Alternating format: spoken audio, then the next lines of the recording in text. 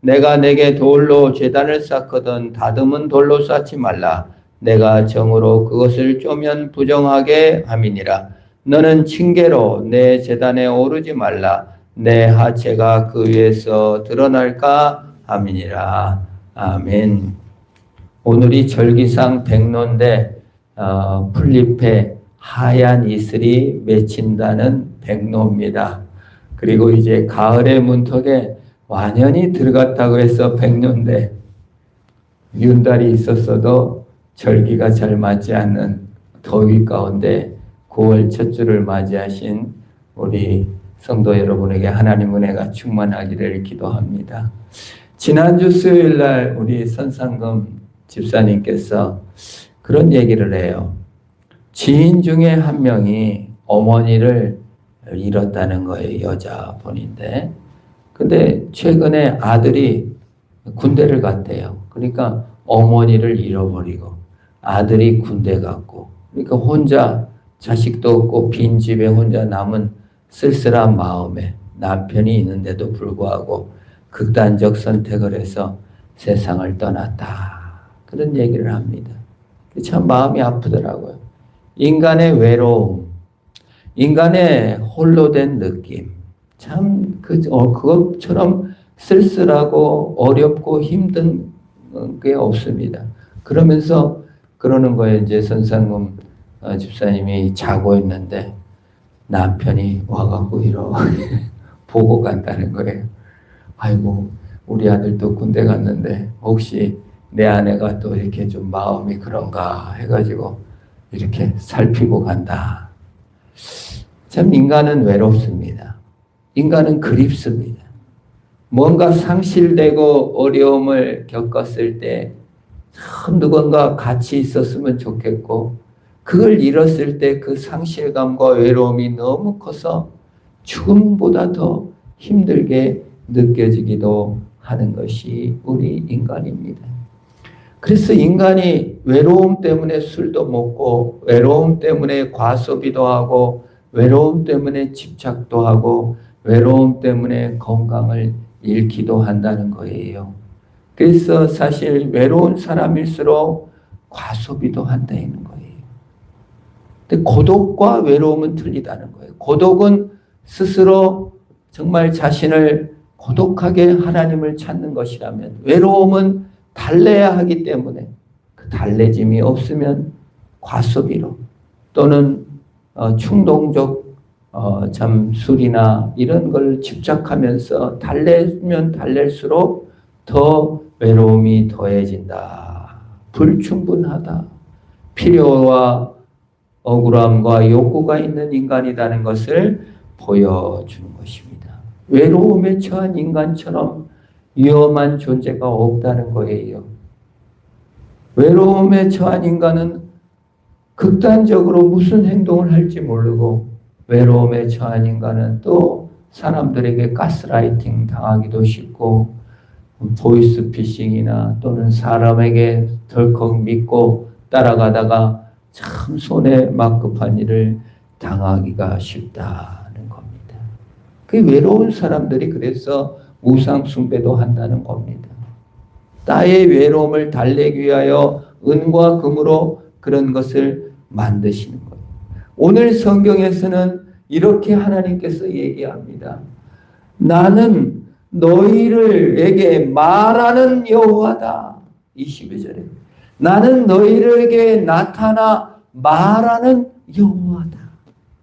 나는 너희의 외로움을, 너의 고독을, 너의 결핍과 아픔을 내버려 두지 않고 내가 너희에게 찾아가겠다. 나는 여호와인데 너희를 홀로 두지 않겠다라고 말씀하고 있습니다. 우리 사람들이 외로움 때문에 술도 찾고 도박에 빠지기도 하고 여러 관계 중독에도 빠지기도 하는데 하나님은 말씀하세요. 야, 그거는 네가 찾는 것이고 나는 너에게 말하고 너를 계속 찾고 있었고 너와 함께하고 싶어 라고 말합니다. 그래서 마태복음 1장 23절에서도 보라 처녀가 잉태하여 아들을 낳을 것이요 그 이름은 임마누엘이라 하리니 번역하면 하나님이 너희와 함께 계시다 함이라. 하나님 우리와 함께 하기를 원하십니다. 우리와 동행하기를 원하십니다. 우리의 외로움과 우리의 궁극적 결핍을 채우기를 원하시고 강림하셔서 나타나시고 우리와 사귐을 갖기를 원하십니다. 고린도전서 1장 9절에서도 하나님의 아들이 나타나는 것은 너희와 교제하고 함께 있으리 함이다 라고 하였고, 요한일서 1장 3절에서도 우리와 사귐이 있게 하려 하며 아버지와 아들과의 관계로 너희도 사귀게 하려 합니다 라고 성경은 선언하고 있어요.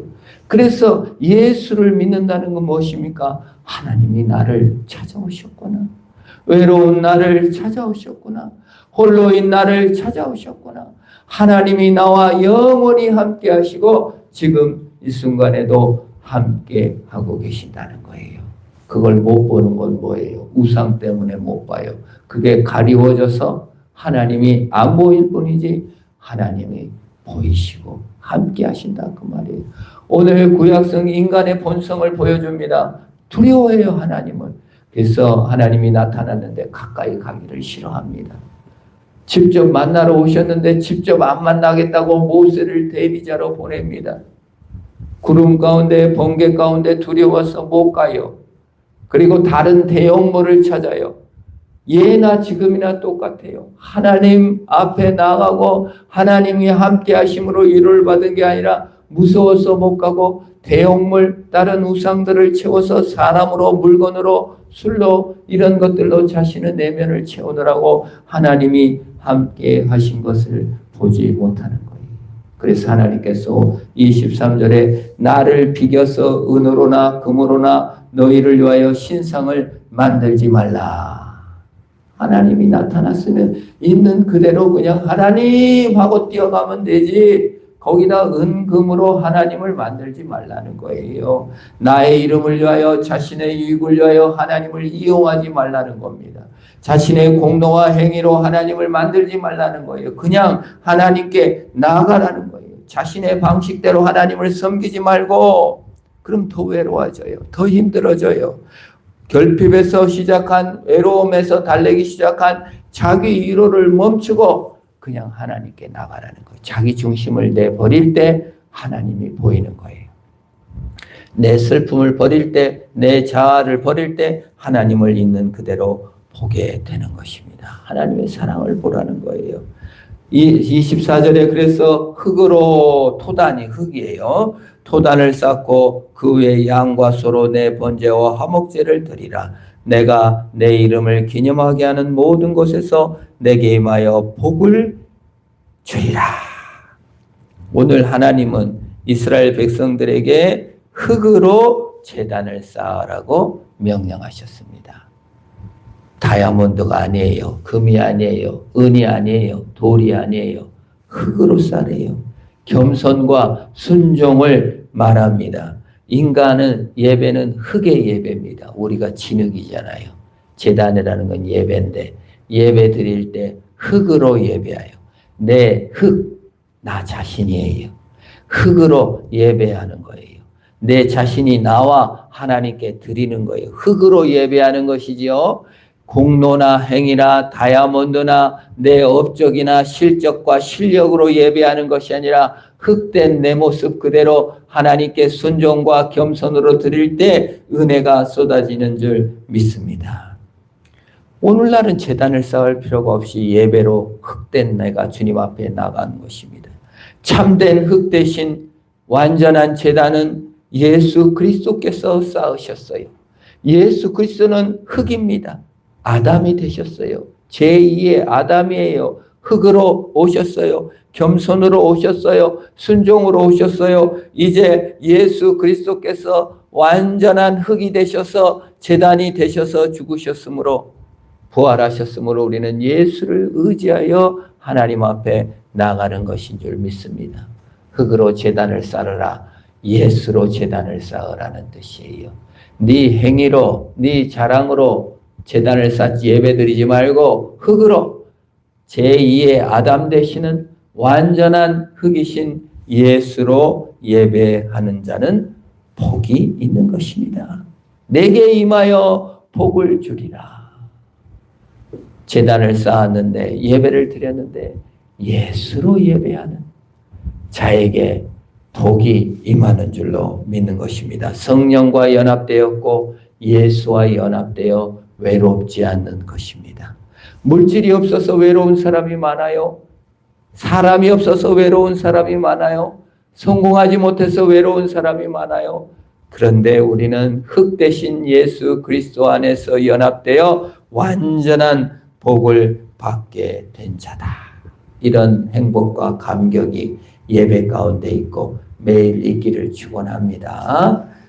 25절에 보면은 이제 돌로 제단을 쌓거든 다듬은 돌로 쌓지 말라. 내가 정으로 그것을 쪼개면 부정하게 함이니라.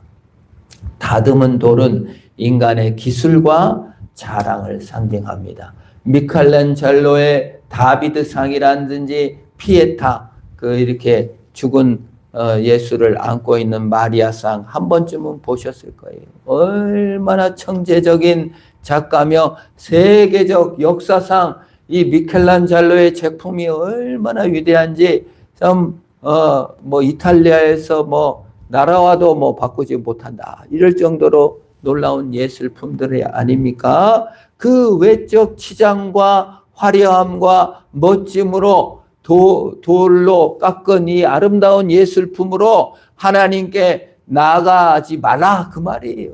인간의 기술, 인간의 창작성, 인간의 자랑으로 예배하지 말래요. 돌을 깎지 말래요. 그냥 삐죽한 돌이든 울퉁불퉁한 돌이든 매끄러운 돌이든 그 돌로 그냥 하나님께 예배를 드리라는 거예요. 하나님은 인간의 공로나 천재성이나 창작성이나 공로로 예배를 받는 것이 아니라 인간 그 자체로 나올 때 기뻐하시고 받는 줄 믿으시기를 바랍니다. 깎지 말래요. 그냥 받으신대요. 사무엘상 16장 7절에서도 사람은 외모를 보거니와 나 여호와는 속 중심을 본다고 했어요. 속 중심에 인간의 속 중심이 뭐가 있겠어요? 그게 무슨 선함이 있겠습니까? 부족하고 결핍이고 연약한 나를 주께서 받으시겠다는 거예요. 외모로 두들겨 맞춰서 박사야 받고 또 석사야 받고 돈이 많아야 받고 성공해야 받으시는 것이 아니라 그냥 부족한 나를 그대로 받으시는 것이. 그래서 여러분 예수 앞에 나아갈 때는 있는 모습 그대로 나가는 겁니다. 죄인인 모습 그대로 나가는 겁니다. 그러면 주님께서 받아주시는 거예요. 죄인이고 부족하고 연약한데 어찌 나가요? 괜찮아요. 더듬지 말고 그냥 그걸로 단을 쌓으래요. 다듬지 말고 그냥 하나님 앞에 나와 엎드리는 것입니다. 누가 더 머리 좋았냐, 누가 더 정성을 바쳤냐, 누가 돈 많이 바쳤냐, 이거 안 따져요. 있는 모습 그대로 받는 것을 좋아하십니다. 누가복음 18장 9절에서 14절에서도 이렇게 나와요. 두 명이 하나님께 기도하러 나왔어요. 한 명은 바리새인이고 한 명은 죄인 세리예요. 바리새인이 이렇게 실적 세리를 보고 하나님께 기도합니다. 하나님이여, 나는 다른 사람 저 세리보다 나은 사람임을 감사합니다. 토색, 불의, 간음을 하는 자들과 같지 않고 아이고 저 세리가 왔는데 저 같지 않음을 감사합니다. 1에 2번씩 7일에 2번씩 금식하고 11절을 드리나이다. 그렇게 기도를 했어요. 왜 영으로 기도한 거예요? 나는 헌금하였습니다. 나는 윤리적으로 착하게 살았습니다. 나는 도덕적으로 착하게 살았습니다. 세상적으로 성공했습니다. 나를 받으시옵소서. 다듬은 돌이죠. 훌륭한 돌입니다. 비교한 돌입니다. 자기 중심적 돌입니다. 하나님은 어디에도 없어요. 내가 한 일, 남과 비교한 일, 저 세리와 비교된 착한 일 한 일, 그걸로 하나님께 나왔다 그 말이에요. 근데 하나님은 그 바리새인의 기도는 받지 않아요. 그 외모는 받지 않아요. 오히려 세리는 이렇게 기도합니다. 눈을 들어 하늘을 쳐다보지 못하고 다만 가슴을 치르며 이르되 하나님이여 불쌍히 여기소서 나는 죄인이로소이다 했습니다. 자기 의가 없어요. 자기 잘난 것이 없어요. 바리새인과 비교하지도 않아요. 아이고 바리새인은 헌금 많이 했는데 나는 조금 했으니까 교회 안 갈래 이런 것도 없어요. 아이고 바리새인은 착하게 사는데 난 더럽게 살았으니까 나는 안 나갈래 이런 것도 없어요. 비교함도 초라함도 열등감도 우월감도 아무것도 없어요. 오직 부족한 나 자신 죄인임을 하나님 앞에 고독하게 비교하지 않아요. 외로움은 비교해요. 외로움은 평가하고 지적해요. 그러나 고독은 하나님만 보는 거예요. 하나님, 나는 이 모습이에요. 그런데 예수님께서 말씀하십니다. 이 세리가 하나님께서 받으셨고 저 외양이 화려한 바리새인은 안 받았다고 예수님께서 말씀하시는 거예요. 이 세리는 하나님의 자비를 드러납니다. 여러분 우리가 예수 믿는다는 건 뭐예요? 내 의가 드러나는 게 아니라 하나님의 자비가 드러나는 것입니다. 찬송가가 있잖아요. 내 모습 이대로 주 받으옵소서 날 위해 돌아가신 주 날 받아주소서. 아멘. 우리 주 예수께서 내 모습 그대로 받아주실 것입니다. 다듬지 않는 엉성한 돌이었습니다. 모난 돌이었습니다. 깨진 돌이었습니다. 그러나 자연 그대로 하나님께서 집어다가 제단으로 쌓으시고 예수 그리스도와 연합시켜 영원한 위로를 주시는 것입니다. 그래서 다듬지 많은 제단을 쌓으라고 하는 겁니다. 마지막으로 26절에 너는 층계로 내 계단에 오르지 말라. 내 하체가 그 위에 드러날까 함이라. 계단에 오르지 말래요. 예배 자리는 하나님을 영화롭게 하는 장소입니다. 자기 자랑의 무대가 아니에요. 내가 올라가서 분효를 하지 말라 그 말이에요. 하나님께 나아갈 때 내 방식과 공로를 자랑하지 말라는 거예요. 하나님이 정하신 방법은 겸손과 순종이요 예수 그리스도의 방법인 것이에요. 그리스도를 통한 은혜의 방법인가 아니면 내 자랑인가를 날마다 처복종시켜야 합니다. 그렇지 않으면 시험에 들어요. 내 방식이 통하지 않거든요. 내 공로가 인정받지 못하면 날마다 시험 드는 거예요. 부끄러워지는 거예요. 우리 세상 상식에도 치마 입은 여성이 계단을 올라갈 때는 남자가 먼저 추월해서 올라가요. 혹시 부끄러움을 볼까 싶어서. 내려올 때는 뭐예요? 남자가 먼저 내려가요. 여자를 먼저 내려보내야 된다. 남자가 휙 뒤로 볼 수 있으니까. 그렇다는 거예요. 그것도 상식 아닙니까? 우리가 층계로 올라가면 올라갈수록 수치가 드러날 수밖에 없는 것이 인간인 거예요. 그래서 하나님 제단에 올라갈 때는 층계로 올라가지 말라는 거예요. 네가 천국의 계단을 네가 만드는 것으로 생각하고 네가 계단을 만들어서 올라가면 올라갈수록 수치가 드러날 뿐이다 그 말이에요. 세상적으로도 그렇습니다. 이렇게 보면은요, 그냥 살면은 평범하게 잘 살 건데 막 국회의원이며 장관이며 이런 거 지명받아가지고 온갖 그냥 높이 올라가니까 그냥 사방에서 그냥 현미경으로 쳐다보니 막 그러는 거예요. 어떤 사람이 그러더라고요. 아우 장관 나는 못해요. 아우 올라가면 올라갈수록 옛날 거 다 소환될 텐데 그냥 차라리 여기서 살겠습니다. 마찬가지죠. 우리가 하나님 앞에 올라갈 때는 예수 그리스도의 공로를 안고 가야 편하잖아요. 겸손하게 주님 붙잡고 가는 게 편하잖아요. 내 공로로 올라가고 내 자랑으로 올라가려고 하면은 수치가 드러난다 그 말입니다. 제단을 쌓으라 하셨지만 그 제단에 오르신 분은 누구십니까? 올라가지 말라고 했는데 올라가신 분은 누구십니까? 예수 그리스도십니다. 예수 그리스도께서 올라가셔서 우리 대신 수치와 욕을 보시며 십자가에 죽으셔서 우리를 천국의 계단으로 인도하사 영원한 하나님 품으로 안아주신 거예요. 그래서 우리는 오를 수 없었지만 예수님이 올라가셔서 영원한 천국으로 인도하신 것입니다. 한 청년이 직장에 들어가기 위해서 이력서를 썼는데 나는 대학 잘 나왔어요. 나는 이런 이력을 가졌어요. 난 이렇게 유능하여 그러니 당신이 불러서 회사에 유익을 나는 끼칠 수 있습니다. 라고 썼어요.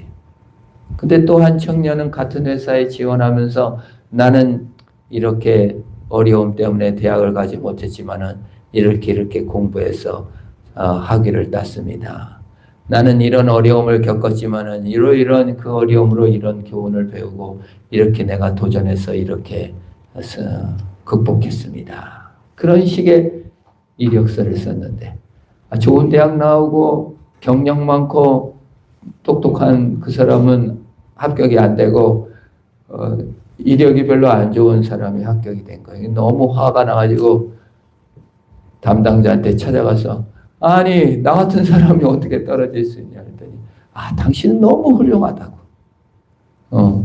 그러나 우리는 함께 회사를 만들어갈 사람, 위기를 극복할 사람을 구하고 있었다고.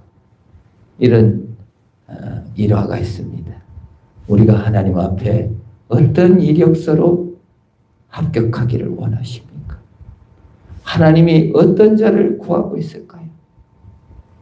돈을 다듬고 훌륭한 사람이 아니라 진흙이요 인생이요 연약한 내가 예수로 지어지고 예수로 변화되고 예수로 함께하는 자를 우리 하나님께서는 오늘도 구하고 계십니다.